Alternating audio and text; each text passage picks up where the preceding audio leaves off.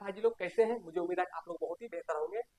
27 तारीख का बिहार पुलिस का एग्जाम क्या होगा है हुआ है भाई जी लोग, समाप्त हो गया है। उसमें देख लीजिएगा भाई जी लोग, मेरा सेट में कहे थे बोले थे 100% छपेगा।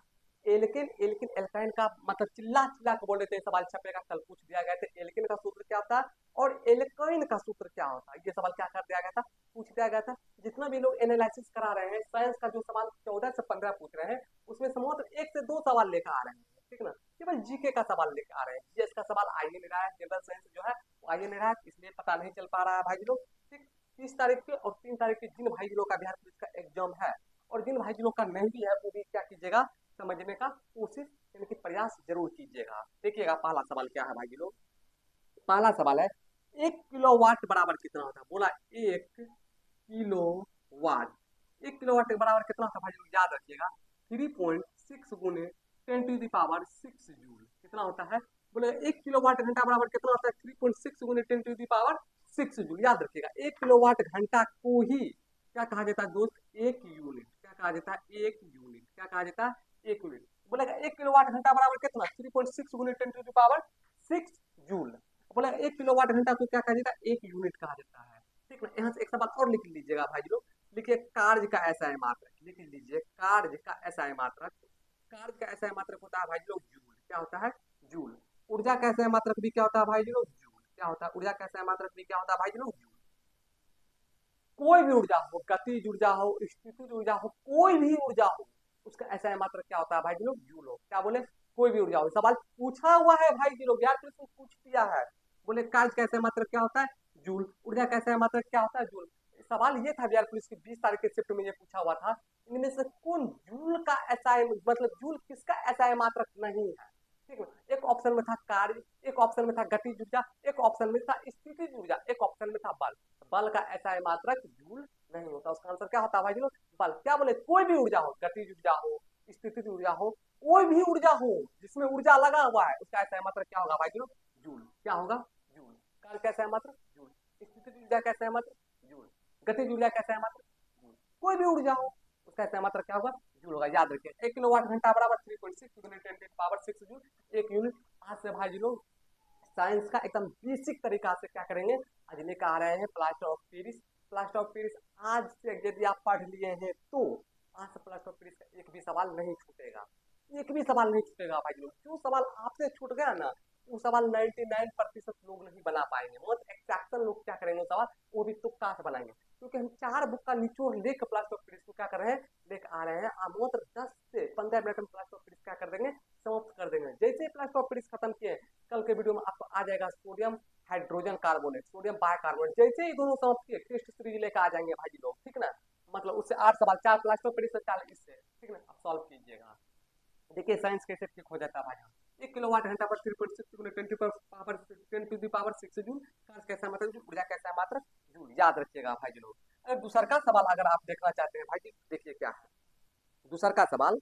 बोला एल्काइन का सामान्य सूत्र क्या होता है, बोला एल्काइन। क्या बोला भाई जी लोग, एल्काइन। क्या बोला, एल्काइन का सूत्र क्या होता है। एल्काइन का सूत्र क्या होता है भाई जी लोग, याद रखिएगा CnH2n-2 होता है। क्या होता है, -2 होता है। एल्काइन का सूत्र क्या होता है, CnH2n-2।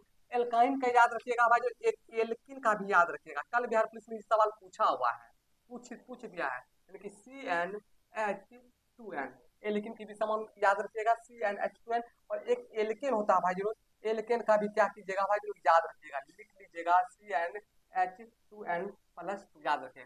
बोला एल्काइन का सूत्र क्या होता है, तो CnH2n-2। CnH2n-2, एल्किन का सूत्र CnH2n, एल्केन का सूत्र CnH2n प्लस क्या होता है, 2 होता है। इसको क्या कीजिएगा भाई लोग, दिमाग में छाप लीजिए, ठीक ना। एल्केन एल्किन एल्काइन अगर पढ़ाएंगे ना भाई जी लोग, इतना बेहतर पढ़ाएंगे कि नाम मत लीजिए। यहाँ सवाल बनता है रेलवे में, कतई जहर सवाल बनता है, जबरदस्त सवाल बनता है भाई लोग, याद रखिएगा। देखिएगा भाई जी लोग, 2 सवाल हो गया, तीसरा का सवाल देखिएगा क्या है भाई जी लोग। तीसरा का सवाल देखिएगा भाई जी लोग क्या है। तीसरा का सवाल है भाई जी लोग, बोला द्रव्यमान और वेग का गुणनफल क्या कहलाता है। सवाल है भाई जी लोग, लिखिएगा द्रव्यमान और वेग का गुणन फल क्या कहलाता है? सवाल ये है भाई लोग। बोला द्रव्यमान और वेग, द्रव्यमान का मतलब एम, एम और वेग, वेग का मतलब भी। तो बोला द्रव्यमान और वेग का गुणनफल क्या कहलाता है? द्रव्यमान मतलब एम, द्रव्यमान का मतलब एन, एम मतलब मास, मास का मतलब द्रव्यमान, अभी का मतलब वेलोसिटी यानी कि वेग। तो बोला द्रव्यमान और वेग यानी कि द्रव्यमान और वेग ये गुणनफल, गुणनफल का मतलब गुणा को क्या कहते हैं? द्रव्यमान और वेग के गुणनफल को संवेग कहते हैं। क्या कहते हैं भाई लोग? लिख लीजिएगा, संवेग। संवेग का फॉर्मूला होता है भाई लोग एम इंटू वी। क्या होता है? M into V. तो बोलेगा संवेग का एसआई मात्रक। अब फिर बोले सवाल द्रव्यमान और वेग का गुणनफल क्या कहलाता है? संवेग कहलाता है। संवेग का फॉर्मूला आप याद रखिएगा तो सवाल क्या कीजिएगा, बना दीजिएगा। लेकिन ये सवाल इसलिए करा रहे हैं भाई लोग, संवेग बराबर एम इंटू वी लिख लीजिए, छपेगा, छपेगा। संवेग बराबर एम इंटू वी। तो बोलेगा संवेग का एसआई मात्रक क्या होता है? एम का एसआई मात्रक केजी यानी कि किलोग्राम इंटू वेग का एसआई मात्रक होता है भाई लोग मीटर पर सेकेंड। इसका मतलब संवेग का एसआई मात्रक क्या हुआ? किलोग्राम इंटू मीटर पर सेकेंड। क्या कीजिएगा भाई लोग? याद रखें, किलोग्राम इंटू मीटर पर क्या कीजिएगा भाई लोग? याद रखिएगा, मीटर पर सेकंड, केजी इंटू मीटर पर सेकंड। द्रव्यमान और वेग का गुणनफल क्या कहलाता है भाई लोग? संवेग, संवेग बराबर एम इंटू वी।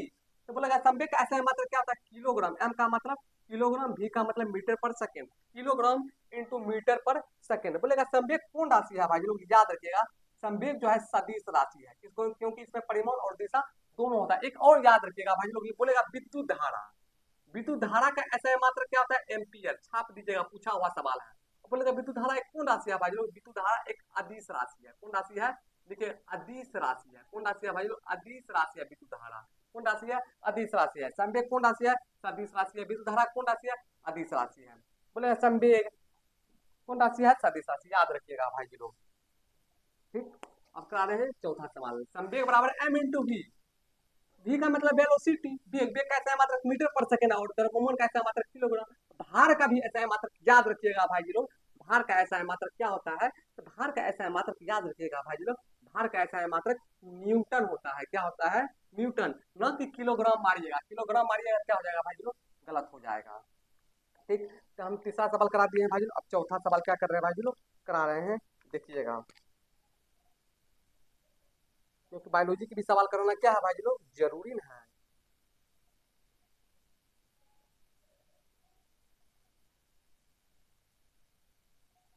बेहतरीन सवाल है, लिखिए भाई बायोलॉजी का सवाल। जो बोल रहे हैं उसको भी नोट करते जाइएगा। भाई 30 तारीख को 3 तारीख वाले भाई लोग बोला है, देश एक जटिल अस्थाई उत्तक है। बोला जटिल अस्थाई उत्तक है, जटिल अस्थाई। बोला कौन एक जटिल अस्थाई उत्तक है? सवाल ये आपसे पूछ रहा है, कौन एक जटिल अस्थाई उत्तक है? एक जटिल उत्तक होता है भाई लोग, तो समझे, एक अस्थाई उत्तक होता है। पादप उत्तक कितने प्रकार के? 2 प्रकार के। कौन कौन? वृद्धि या विभज्योतक उत्तक, दूसरा अस्थाई उत्तक। अस्थाई उत्तक को ही कहा जाता है भाई लोग अविभज्योतक उत्तक। जब पढ़िएगा अस्थाई उत्तक, अस्थाई उत्तक 3 प्रकार के होते हैं, पैरेनकाइमा, पॉलेनकाइमा, स्क्लेरेनकाइमा। वही जिक्र हम कर रहे हैं भाई लोग। तो बोला कौन एक जटिल अस्थाई उत्तक होते हैं? तो लिख लीजिएगा, जटिल उत्तक में, जटिल उत्तक, जटिल उत्तक में जाइलम और फ्लोएम, जाइलम और फ्लोएम। जटिल उत्तक में कौन आते हैं? जाइलम और फ्लोएम। जटिल जहां ना दिखे, जटिल ना दिखे, जाइलम और फ्लोएम जो ऑप्शन होगा उसको मारना है। जटिल दिख जाए तो जो जाइलम और फ्लोएम होगा उसको ऑप्शन को टिक करना है। नहीं समझे? बोले जटिल उत्तक, जटिल उत्तक 2 तरह के। कौन कौन? जाइलम और फ्लोएम। बोलेगा इनमें से कौन जटिल अस्थाई उत्तक है? पूछा अस्थाई उत्तक है, ऑप्शन में देखिए क्या क्या है, phloem, collenchyma, parenchyma, sclerenchyma. Xylem और फ्लोएम दोनों है, तो एक ऑप्शन में जाइलम, जहां जटिल दिखे जाइलम मारना। या तो जाइलम देगा एक ऑप्शन, या तो फ्लोएम देगा। अगर दोनों देगा तो ऑप्शन में देना पड़ेगा ए एंड बी दोनों। जटिल उत्तक समझ गए? बोला कौन एक जटिल अस्थाई उत्तक है? तो जटिल उत्तक होता है जाइलम और फ्लोएम। बोला अस्थाई उत्तक, लिखिए अस्थाई उत्तक, पैरेनकाइमा, पैरेनकाइमा, कॉलेनकाइमा, स्क्लेरेनकाइमा। छाप दीजिएगा, अस्थाई उत्तक, पैरेनकाइमा, कॉलेनकाइमा, स्क्लेरेनकाइमा। बोलेगा पौधों में लचीलापन का गुण। बोलेगा पौधों में लचीलापन, पौधा लचता है भाई लोग, तो पौधों में लचीलापन का गुण किसके कारण? कॉलेनकाइमा का कारण। सवाल छप गया 16 तारीख के, चिल्ला चिल्ला के बोल रहे थे। सेट नंबर 2 को जाके देख लीजिएगा, 8 से 12 मिनट की वीडियो, 8 मिनट से स्टार्ट कीजिएगा, 12 नंबर तक, मतलब 12 मिनट तक देखिएगा भाई लोग। 4 सवाल मेरा सेट से छपा है, मेरा सेट से 4 सवाल छपा है भाई लोग। और बता दें 16 तारीख के एग्जाम जो हुआ था, मात्र अगर दो सेट जो वायरल हुआ था, उसमें 30 सवाल से 32 सवाल पूछे गए थे साइंस में, जिसमें से मात्र हम 10 सेट कराए भाई लोग, 80 सवाल कराए, जिसमें से मेरा सेट से 17 से 18 सवाल मेरा सेट से है। देखिएगा भाई लोग। बोला अस्थायी उत्तर, अस्थायी उत्तर 3 प्रकार के, पैरेंट कैमा, पोलेंट कैमा, स्केलेटन कैमा। पोलेंट कैमा का काम क्या है भाई लोग? पौधा में लचीलापन का गुण, लचीलापन का गुण। अब बोलेगा स्केलेटन कैमा का गुण क्या है भाई लोग? नारियल के ऊपर रेशेदार युक्त छिलका को आप देखते हैं, रेसा रेसा रेसा, किसका बना होता है? स्केलेटन कैमा का बना होता है। दोनों सवाल पूछा हुआ है, तो आपसे कौन सवाल पूछेगा? आपसे ये सवाल पूछेगा, बताइए कौन इनमें से अस्थायी उत्तक नहीं है? बोलेगा कौन इनमें से अस्थायी उत्तक नहीं? एक ऑप्शन पैरेंट कैमा रहेगा, एक कॉलन कैमा रहेगा, एक स्केलेटन कैमा रहेगा, और एक ऑप्शन जाइलम रहेगा। छपेगा, चारों ऑप्शन ही रहेगा। ऑप्शन सहित लड़ाए हैं बाजी, वो लड़ाएंगे, समझिए। बोला कौन अस्थायी उत्तक नहीं है? तो पैरेंट कैमा, कॉलन कैमा, स्केलेटन कैमा, एक ऑप्शन रहेगा, चौथा ऑप्शन रहेगा जाइलम। जाइलम टिक कर दीजिएगा, ये अस्थायी उत्तक नहीं है। बोलेगा कौन जटिल उत्तक है? स्केलेटन कैमा, पैरेंट कैमा, कॉलन कैमा, स्केलेटन कैमा, एक रहेगा ऑप्शन में जाइलम, तो जाइलम को टिक कीजिएगा। जटिल दिख जाए तो जाइलम और फ्लोएम को टिक करना है। जटिल ना दिखे, पैरेंट कैमा, कॉलन कैमा, स्केलेटन कैमा में तीनों में से कोई एक रहेगा, उसको क्या करना है? टिक करना है। पौधों में लचीलापन का गुण किसके कारण? कॉलन कैमा कारण। नारियल के रेशेदार युक्त छिलके को आप देखे, किसके कारण बना होता है? स्केलेटन कैमा के कारण। याद रखिएगा भाई जी लोग, सवाल ठीक पूछा हुआ था, ये मत समझिएगा अब नहीं पूछेगा, एकदम पूछ सकता है भाई जी लोग। क्या कराए हैं? ये जो सवाल कराए, कौन जटिल अस्थायी उत्तक का उदाहरण है, कौन अस्थायी उत्तक का उदाहरण है, इसको क्या कीजिएगा? याद रखिएगा। ठीक, देखिएगा अगला सवाल भाई जी लोग क्या है। बोला निषेचित अंडा यानी कि युग्मनज डैश की परत पे समाविष्ट हो जाता है। निषेचित अंडा मतलब युग्मनज। निषेचित अंडा यानी कि निषेचित अंडा यानी कि युग्मनज किसके स्तर पे जाके प्रत्यारोपित हो जाता है? देखिएगा भाई लोग, गर्भाशय। किससे? गर्भाशय पे। 5वां का आंसर होगा गर्भाशय। ये हम बहुत बार कराए हैं भाई लोग, और ये सवाल कल पूछा हुआ भी है किसी न किसी सेट में। क्या है ये? कहीं न कहीं कल सवाल पूछा हुआ है। बोलेगा गर्भा मतलब क्या बोला भाई? निषेचित अंडा। निषेचित अंडा मतलब समझ रहे हैं ना? आइए बेसिक से जहाँ साइंस पढ़ाएंगे वहाँ समझेंगे गर्भाशय का मतलब क्या होता है।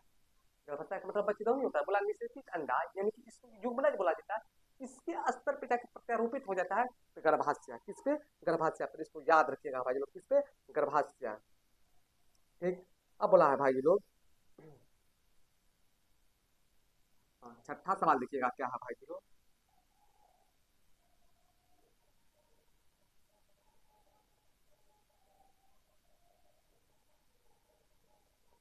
केमिस्ट्री का सवाल कराएंगे। केमिस्ट्री में कौन सवाल कराए हैं? हाँ, एक सवाल लिख लीजिएगा भाई लोग, कल भी सवाल पूछा है। बोला है कल ये सवाल था, बोला एम कक्षा में, बोला एम कक्षा में इलेक्ट्रॉन, इलेक्ट्रॉन की अधिकतम संख्या, अधिकतम संख्या। बोला एम कक्षा में इलेक्ट्रॉन की अधिकतम संख्या। हम बार बार बोल रहे थे भाई लोग, छपेगा छपेगा, के L M N O P, कह कह के चिल्ला चिल्ला के बोले थे छपेगा। कल पूछ दिया था एम कक्षा में इलेक्ट्रॉन की अधिकतम संख्या। जब कभी इलेक्ट्रॉन की अधिकतम संख्या निकालना हो, जब कभी इलेक्ट्रॉन की अधिकतम संख्या निकालना होगा तो फॉर्मूला याद रखिएगा भाई लोग, होता है 2n²। 2n², 2n²। अधिकतम इलेक्ट्रॉन की संख्या निकालने का फॉर्मूला क्या होता है? 2n²। एन बताएगा कि के जो है किस कक्षा है, के एल एम। याद रखिएगा, के मतलब पहला, एल मतलब दूसरा का, एम मतलब तीसरा का। एम बोला, एम मतलब के से स्टार्ट कीजिएगा, के 1, L2, M3, M3। एन की जगह पर 3 रखिएगा, एन की जगह पर 3 रखिएगा, 3 रखिएगा। 3 एन के स्क्वायर है, इसको 3 का स्क्वायर कर दीजिएगा। 3 का स्क्वायर 9, दूना 18, यानी कि 2 गुने 3 का स्क्वायर 9, यानी कितना? 18 इलेक्ट्रॉन। एम कक्षा में अधिकतम इलेक्ट्रॉन की संख्या कितना हो सकता है? 18 को। के बोलता, बोले के से स्टार्ट कीजिएगा, के बोलता, के की जगह पर कितना लेते? एक, एक तो एक लेते, एन की जगह पर एक, एक के स्क्वायर एक, एक इंटू 2, 2। एल तो बोलता के एल 2, 2 रखते, एन की जगह पर 2, 2 का स्क्वायर कितना? 4, 4 दूना 8। के एल एम, एन बोलता था 4 लेते, 4 के स्क्वायर 16 दूना 32, KLMN। बात की समझ गए होंगे। तो आज के लिए भाई लोग इतना ही, मिलते हैं नेक्स्ट क्लास में। प्लास्टर ऑफ पेरिस के बारे में एकदम संपूर्ण जानकारी क्या कर रहे हैं भाई लोग लेके आ रहे हैं, जरूर उसको पढ़िए, ठीक ना। हम दोनों मिलके, और ये चैनल जो BTS है, BTS बाय ABSP है भाई लोग, इस चैनल हम लोग का है भाई लोग। इस चैनल पे क्या बोले भाई जी लोग, ये चैनल आप लोग कुछ भी इस चैनल को बना सकते हैं। ठीक, आज के लिए इतना ही, मिलते हैं नेक्स्ट क्लास में।